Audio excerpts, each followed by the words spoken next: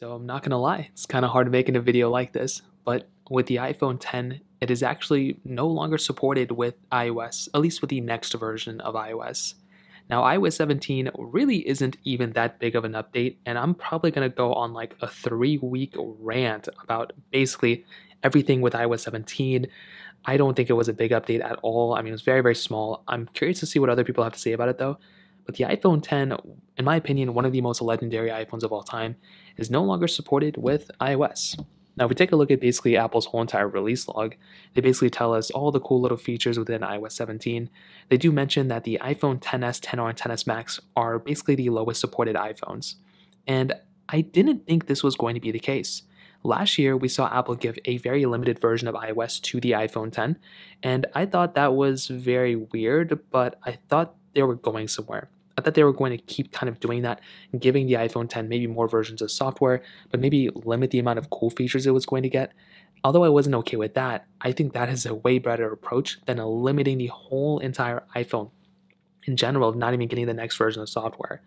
Now, if we take a look, one thing that I always have to remind people, because some people forget, this iPhone came out in 2017, right? So this iPhone came out in 2017, the iPhone 10, but it did not come out the same time as the iPhone 8 and iPhone 8 Plus. It came out a couple weeks, I think it came out even a month or month and a half after the iPhone 8 and 8 Plus came out.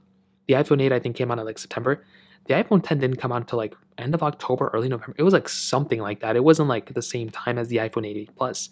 That's why I always thought, because the iPhone 10 was the first $1,000 iPhone, and the fact that it was also an iPhone that, was super expensive, it was very different, that Apple is going to continue to support this iPhone year after year after year.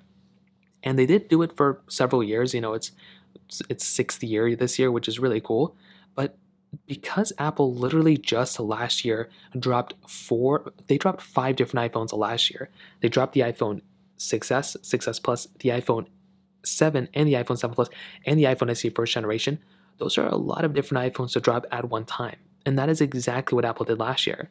So I didn't think Apple was going to come back this year again and pretty much drop support of 3 different iPhones, which is just so insane, especially with iPhones that still have so much power inside of them. The iPhone 10, I think, is still a very fast iPhone. I think it maybe isn't the first iPhone you should buy, but because iOS 17 was such a small update, because it didn't really bring anything insane to the table, I feel like an iPhone like this could have easily supported iOS 17.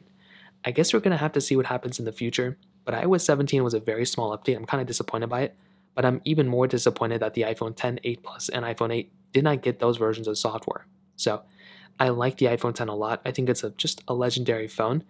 And honestly, I do feel kind of sad with this iPhone kind of stopping. Like, I don't know, it's such a sad thing for me. I'd love to hear your guys thoughts about it. Hopefully you can console me a little bit as I'm kind of moving through these emotions. Let me know your thoughts in the comment section below. Hit the like button, that would mean so much, but definitely hit that subscribe button. More importantly than everything else, I love every single one of you guys. Hopefully I'll catch you guys in the next video.